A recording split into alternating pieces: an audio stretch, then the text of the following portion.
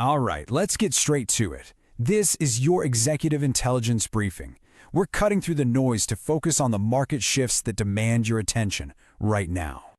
Everything we're about to cover is based on the document set from February 3rd, 2026, so this is the absolute latest intelligence we have. This quote really just says it all, doesn't it? The game has changed. It's not just about long-term planning anymore. Advantage now goes to the swift, to those who can react the fastest. And that brings us to the single most important word for this briefing: recalibration. What does that mean? It's the urgent need to realign your entire strategy because the fundamental rules of trade, capital, and compliance are all shifting under our feet at the same time. Bottom line, the world you were operating in yesterday is gone. It's time for an immediate strategic adjustment. Now we turn to deep dives. We're going to break down the three primary shocks that are forcing this need for recalibration. So shock number one is a big one. It's an external signal: the US-India tariff reset. Look, this is not just another headline you can skim past. This is a sudden, seismic repricing of the entire cross-border commercial landscape. The magic number here? 18%. That is the new reduced tariff for made-in-India products. I mean, think about that. It's a massive drop from a threatened 50%. And it goes both ways. The US reciprocal tariff also drops to 18%. The cost of goods just changed overnight. You know, this is a classic anchor and twist situation. The anchor, what everyone expected, was a typical, slow, drawn-out trade negotiation. But the twist? A rapid, top-down signal from the leaders themselves that forces you to reprice your contracts and manage your inventory right now, today. The details aren't even finalized yet, but the risk is already on your books. And here's the kicker. The documents make it crystal clear. This trade deal is explicitly linked to supply chain security, specifically around critical minerals. So that leads to a crucial question you need to be asking internally. Is your supply chain really aligned for this new friendshoring reality? Okay, let's move to the second shock. This one's domestic. The bond market's incredibly sharp reaction to the government's new borrowing plan. Just look at these numbers.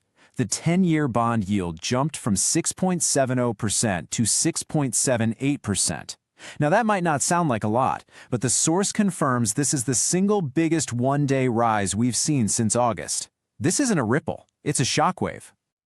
And here we go again with the anchor and twist. The anchor, well, governments borrow money. That's not news. The twist is the speed of the transmission. This single fiscal decision immediately put the squeeze on private capital.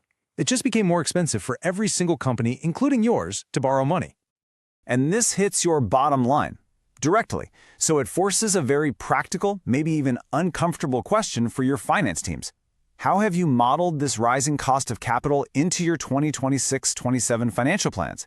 Have you even done it yet? All right, the third and final shock in this section is a really interesting one. It's a strategic pivot in tax policy, and it's being framed as a move to a less adversarial system. But you really have to look at the two sides of this coin.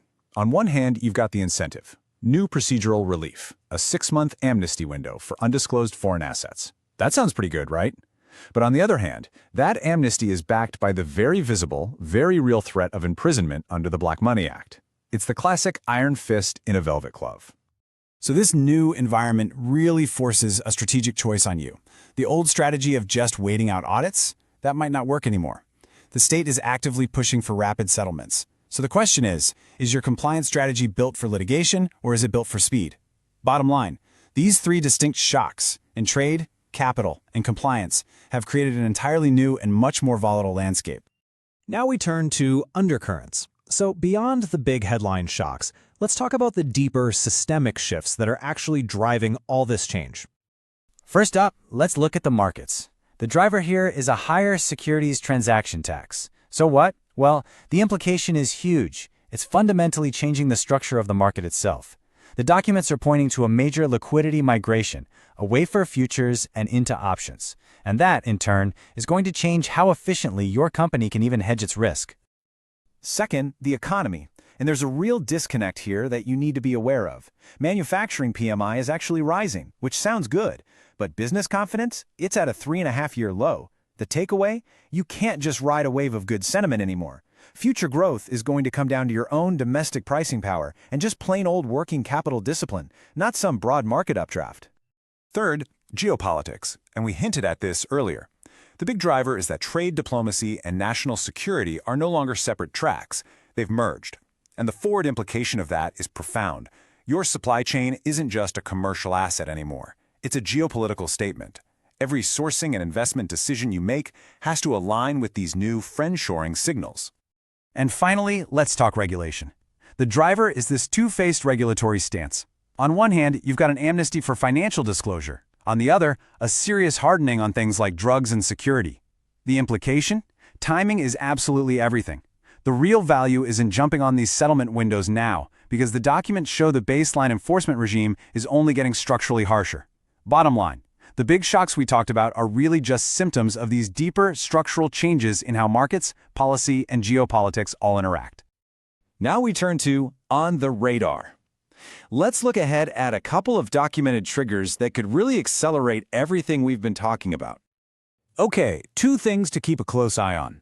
First, the China Investment Rules Revision. The thing to watch for here is the formal notification of any changes to the approval framework. Second is the finalization of the Labor Code rules. Now this one has a timeline.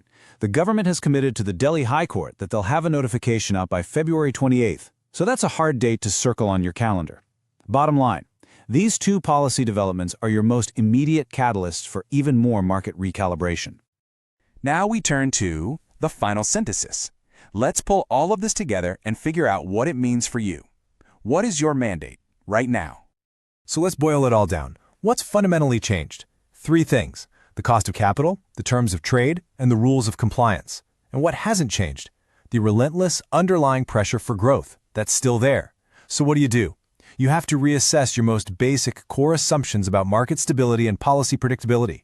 You just can't take them for granted anymore. And that really brings us to the final, critical point of this whole briefing. This is not some theoretical exercise. Your working assumptions on trade, on capital, and on compliance are, as of today, officially outdated. So the only question that matters now is the one on your screen. Have you recalibrated faster than your competitors?